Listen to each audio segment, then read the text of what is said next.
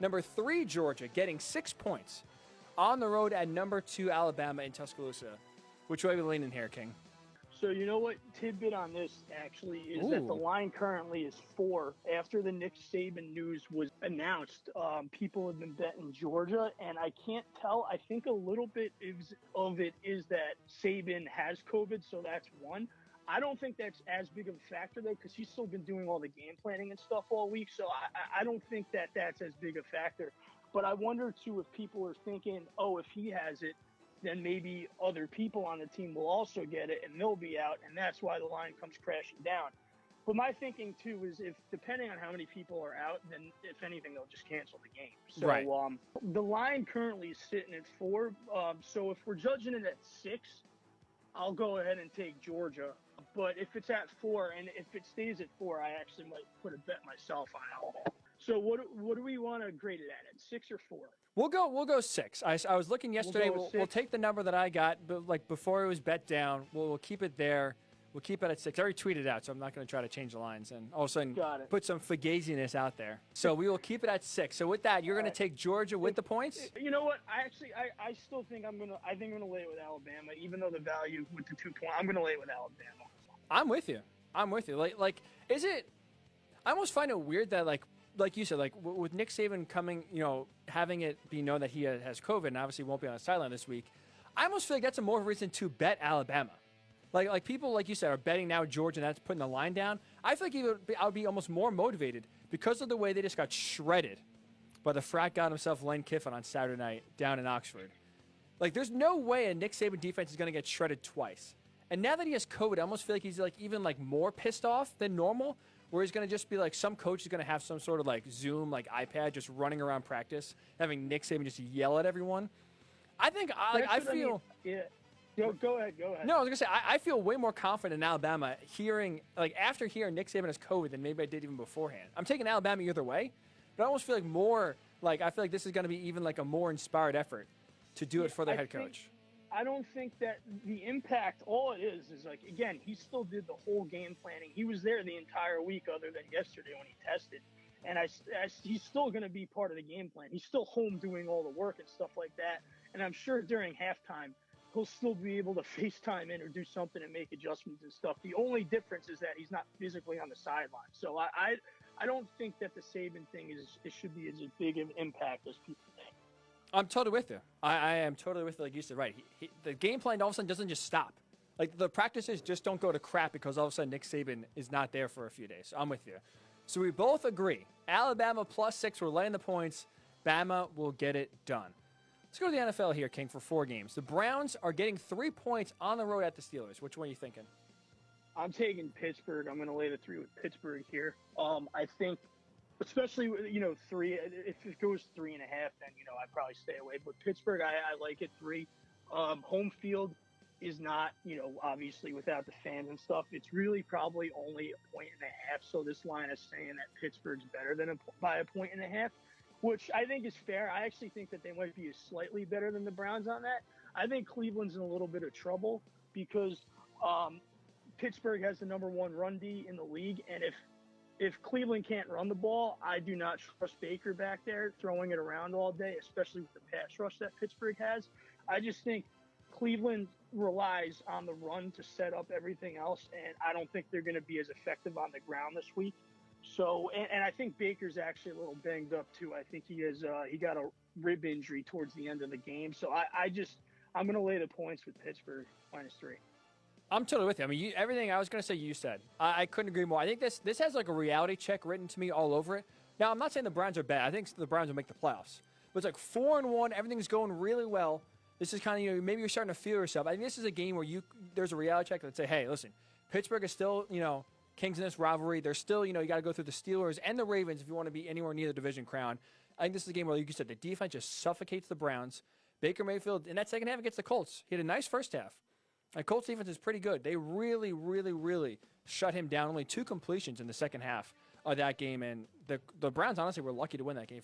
If it was anyone other than Phillip Rivers, I think that the Browns would have lost that game. But, of course, Phillip freaking Rivers, man. That guy just giving points away. So I'm with you. The reality check, I'm taking the Steelers, laying the 3 points at home. This is a tough one. How about this one? Packers -1 at the Buccaneers. Packers playing some of the best football in all the NFL. And obviously the Bucs with Tom Brady are getting better, but had that ugly performance on Thursday night last week. What are you thinking here, King? So I don't love this one, but I will take the Bucs. Green Bay does actually, they look like the best team in the league right now, as Kansas City's obviously slipped up against the Raiders, had some trouble against the Chargers and whatnot. I just think maybe it's more of a motivation thing for them at this point, but they'll be okay. But Green Bay does look like the best team right now, but I feel like Tampa at home getting a point. The look-ahead line was actually Tampa Bay laying 3.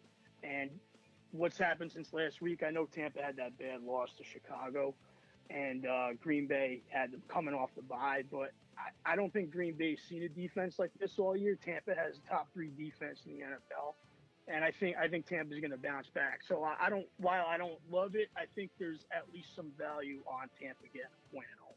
Interesting. See, I agree with you. I think the Packers are playing right now like one of the best teams in all of football, and Aaron Rodgers is not only red hot. You know what I love about Aaron Rodgers, too? He's flexing on people, not just, on the field, right? Just throwing touchdowns all over the place. He's going on Pat McAfee shows saying basically, down years for me or career years for most quarterbacks. I think he's feeling himself. He's feeling good. He's buying into the system. He knows he's playing really well. I'm going to ride it. I think this is one of those teams where I'm with you. I think the Buccaneers, in the end, like when we come to the end of the season, will be one of the better teams in the NFC. But right now, because the Packers are white hot, because Aaron Rodgers is feeling it, I think they come off the bye strong and hot. I'm still a little skeptical with the injuries that the Bucs have. They're at full strength that they can kind of get things going in the right direction here. So I'll roll Packers laying 1 on the road at Tampa Bay. Our first disagreement there. You're going the Bucs. I will take the Packers. Hot Rod. We'll call him Hot Rod. Gets it done. Hot Aaron Rodgers, that's for sure. I thought that was the kicker on your team. It is. Well, I'm gonna give it to them both. I love Hot Rod, the kicker on the Colts, but Aaron Rodgers is playing. He's one of the hottest quarterbacks that there is right now. If it wasn't for Russell Wilson, he might be in their MVP conversation. He might be the MVP. So Aaron Rodgers.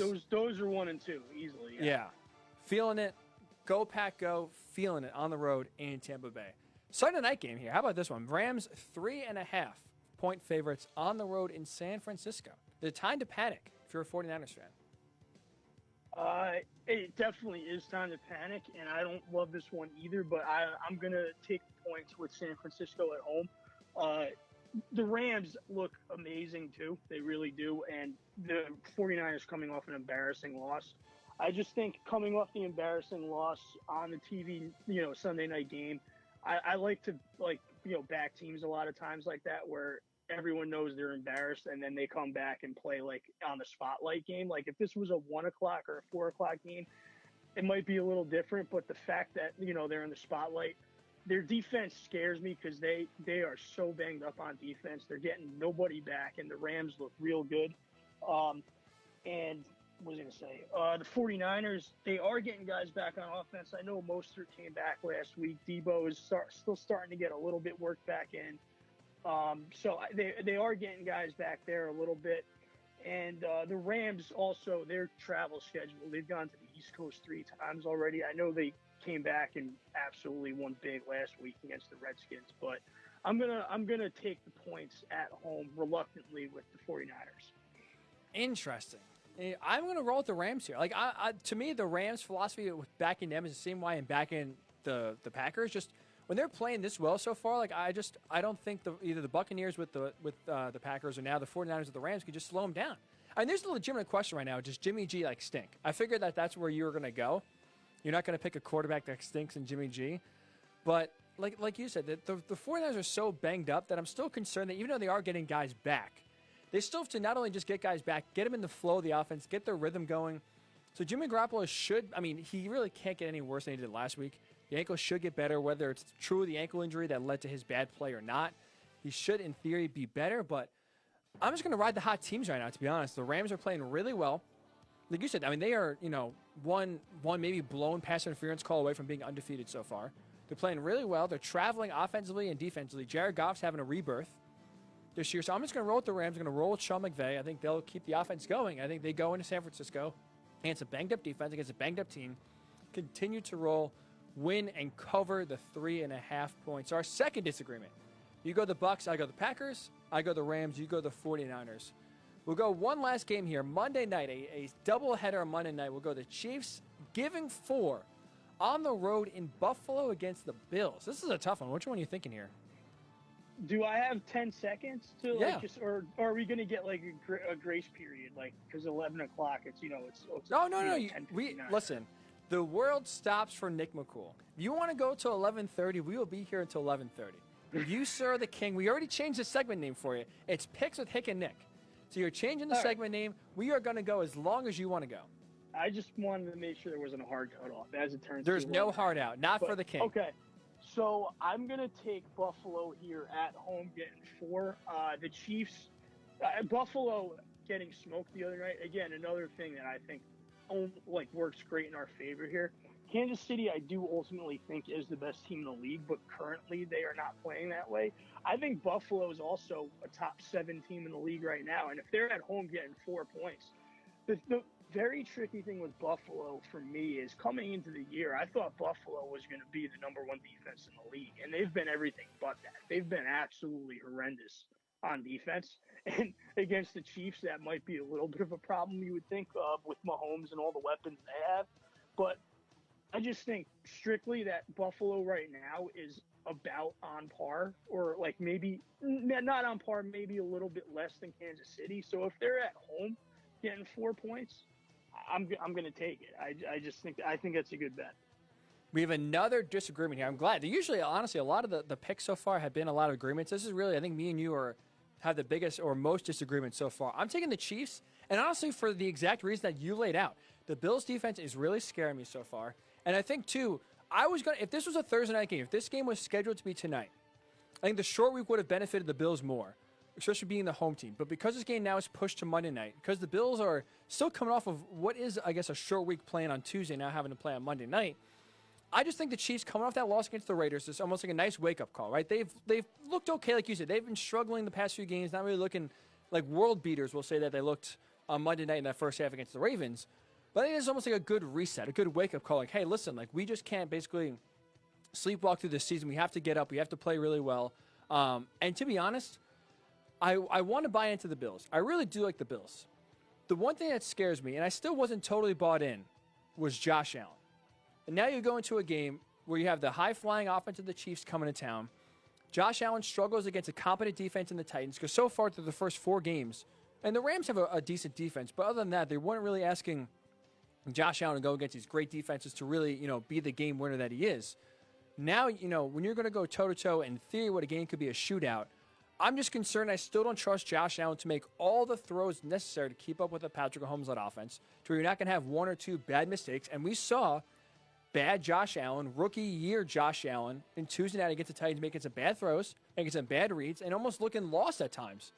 And now I think because that was really the first true good opponent they played, I'm concerned. Well, I guess we'll give the Rams, but defensively at least, I'm concerned that this is more the Josh Allen that still is there. The MVP Josh Allen that everyone loved the first 4 weeks, I think you got to punt the brakes a little bit, especially considering the defense that they played so far. So long-winded way of saying I think the long week benefits the Chiefs more. I'm still not completely sold on Josh Allen being able to keep up with Patrick Mahomes in this offense. I think that loss for the Chiefs is a great wake-up call for Kansas City. I'm going Kansas City laying the 4 in Buffalo. I do think they get the job done. So to recap, we're both on Alabama laying the 6 points. We're both on the Steelers laying the 6 points. I'm taking the I'm taking the Packers -1. You're taking the Bucs +1. I'm taking the Rams over the 49ers. You're taking the 49ers. And finally, you are taking the Bills getting 4. I am taking the Chiefs laying 4. All right, sir. Both teams coming off their worst performance of the year. Yes, So that's a it'll be good point. That's a Yeah, very good it'll point. be interesting. Definitely be interesting for sure. That's a great point. What do we think of upset special? This is where really you can separate yourself and make some real damage. Upset special time. What are we thinking? So this one just caught my eye, obviously, and fits right up my alley. Hickey, I think you got to know where I'm going with this. I am taking Mike Leach in Mississippi State Nice. at home against Texas A&M. They're getting 6.5. I mean, all I need to say is Mike Leach. Just my favorite coach in all of sports. He's just so cool. That's my handicap. That's my handicap. I have no thing about the game at all. It's just I saw it and it's Mike Leach, so it fit the criteria. Mike freaking Leach. Dude, I went with him for week 1 against LSU. Paid off big time. That upset Straight out special win, hit man. and covered.